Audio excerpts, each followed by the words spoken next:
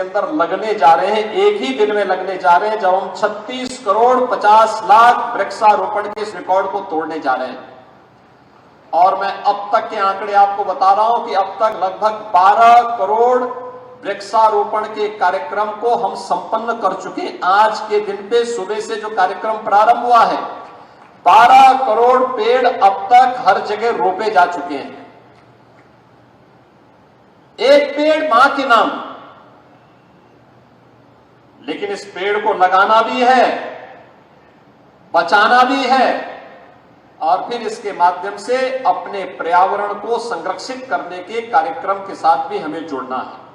और इसीलिए हम लोगों ने कहा है, एक पेड़ मां के नाम, पेड़ लगाओ, पर्यावरण बचाओ। पर्यावरण रहेगा तो आपने देखा होगा गत वर्ष प्रदेश के अंदर एक बड़े क्षेत्रफल में, और प्रदेश ही नहीं देश में भी दुनिया में भी हम लोग देख रहे थे, अक्टूबर महीने में बाढ़ आई थी। बाढ़ का समय अगस्त और मध्य सितंबर के अंदर अक्सर रहता है, लेकिन गत वर्ष अक्टूबर के अंत में बाढ़ आई थी। बहनों और भाइयों, जुलाई प्रथम सप्ताह में कभी बाढ़ नहीं आई थी।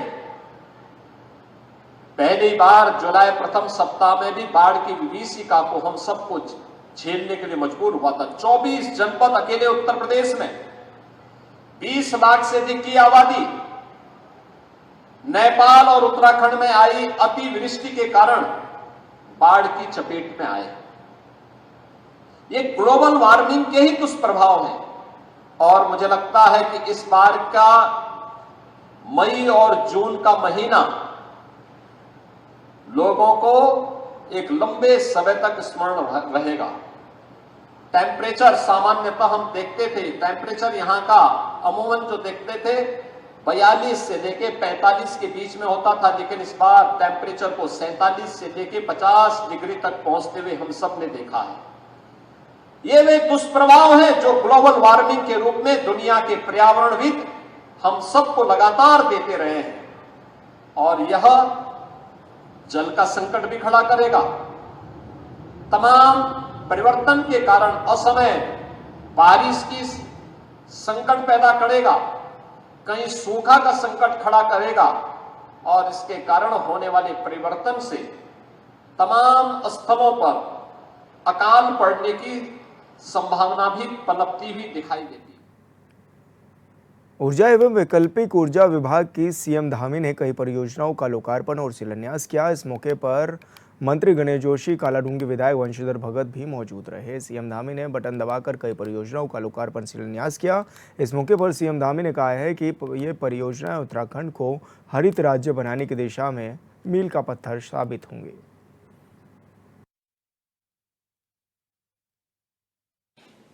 मतलब अनेक जो हितधारक हैं, उन हितधारकों के साथ हमने बैठक की है, उनके विचार जाने हैं, उनके सुझाव लिए हैं।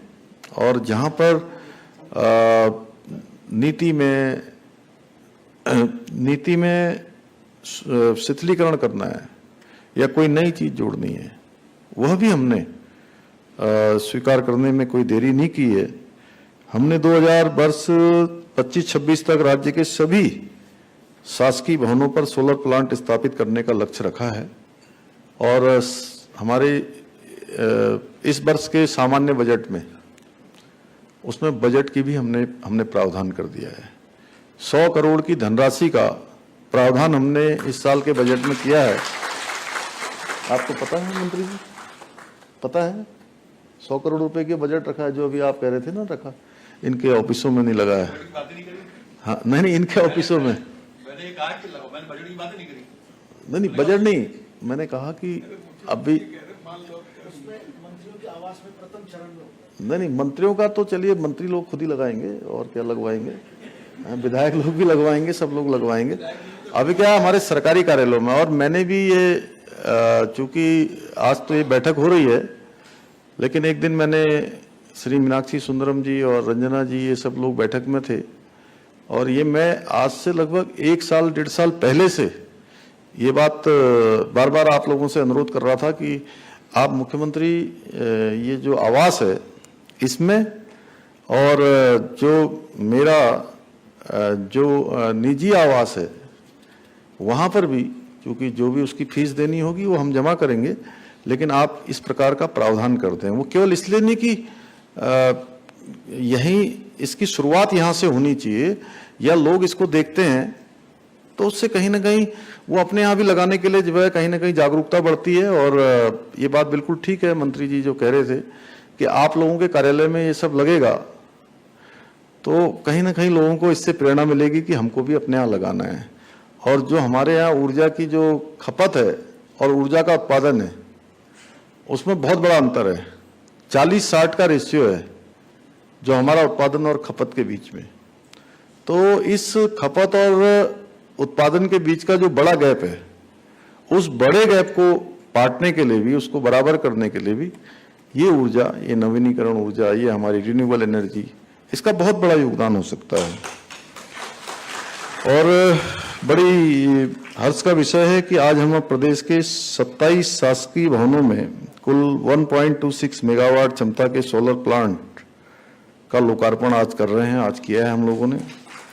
यह पहल हमारे प्रदेश को हरित ऊर्जा प्रदेश बनाने की दिशा में एक मील का पत्थर साबित होगी और हमारी जो भावी पीढ़ियों के लिए भी एक स्वस्थ एवं स्वस्थ पर्यावरण आने वाले समय में सुनिश्चित होगा और इकोलॉजी में एक बड़ा योगदान होगा। राज्य में रूफटॉप सोलर प्लांट लगाने को बढ़ावा देने के उद्देश्य से केंद्र और राज्य सरकार की तरफ से 70% सब्सिडी का भी प्रावधान किया गया है। 70% सब्सिडी भी दी जा रही है। पीएम सूर्य घर योजना के तहत रूफटॉप सोलर प्लांट की स्थापना के लिए अभी तक 734 लाभार्थियों को 3.3 करोड़ 72 लाख का अनुदान अभी तक दिया जा चुका है।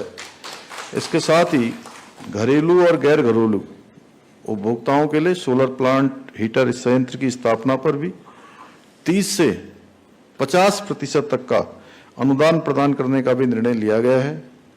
इस योजना हेतु तो हमने ऑनलाइन जो पोर्टल विकसित किया है उसका आज आपने मेरे हाथों ही उसका शुभारंभ करवा दिया है। इस पोर्टल के जरिए अब उत्तराखंड का हर नागरिक सोलर प्लांट की स्थापना में अनुदान लेने के लिए आसानी से आवेदन कर सकेगा। लेकिन मेरा इसके साथ साथ यह भी आप सबसे कहना है कि ये जो